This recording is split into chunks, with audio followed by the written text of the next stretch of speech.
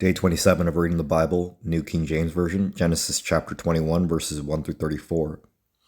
And the Lord visited Sarah as he had said, and the Lord did for Sarah as he had spoken. For Sarah conceived and bore Abraham a son in his old age, at the set time of which God had spoken to him.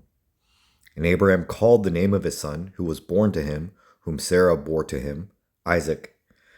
Then Abraham circumcised his son Isaac when he was 8 days old, as God had commanded him. Now Abraham was 100 years old when his son Isaac was born to him. And Sarah said, God has made me laugh, and all who hear will laugh with me. She also said, Who would have said to Abraham that Sarah would nurse children? For I have borne him a son in his old age. Hagar and Ishmael depart. So the child grew and was weaned, and Abraham made a great feast on the same day that Isaac was weaned. And Sarah saw the son of Hagar, the Egyptian, whom she had borne to Abraham, scoffing. Before she said to Abraham, Cast out this bondwoman and her son, for the son of this bondwoman shall not be heir with my son, namely with Isaac. And the matter was very displeasing in Abraham's sight because of his son. But God said to Abraham, Do not let it be displeasing in your sight because of the lad or because of your bondwoman. Whatever Sarah has said to you, listen to her voice, for in Isaac your seed shall be called. Yet I will also make a nation of the son of the bondwoman, because he is your seed.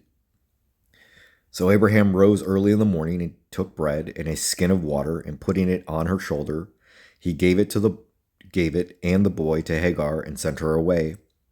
Then she departed and wandered in the wilderness of Beersheba, and the water in the skin was used up, and she placed the boy under one of the shrubs. Then she went and sat down across from him at a distance of about a bow shot, for she said to herself, Let me not see the death of the boy. So she sat opposite him, lifted her voice, and wept. And God heard the voice of the lad. Then the angel of God called to Hagar out of heaven and said to her, What ails you, Hagar? Fear not, for God has heard the voice of the lad where he is.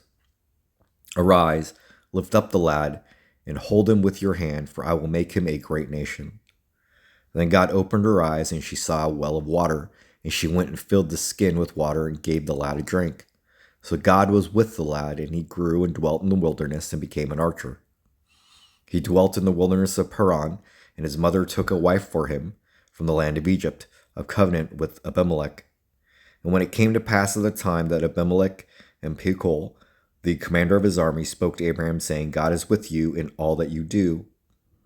Now therefore swear to me by God that you will not deal falsely with me, with my offspring, or with my prosperity, but that according to the kindness that I have done to you, you will do to me and to the land in which you have dwelt.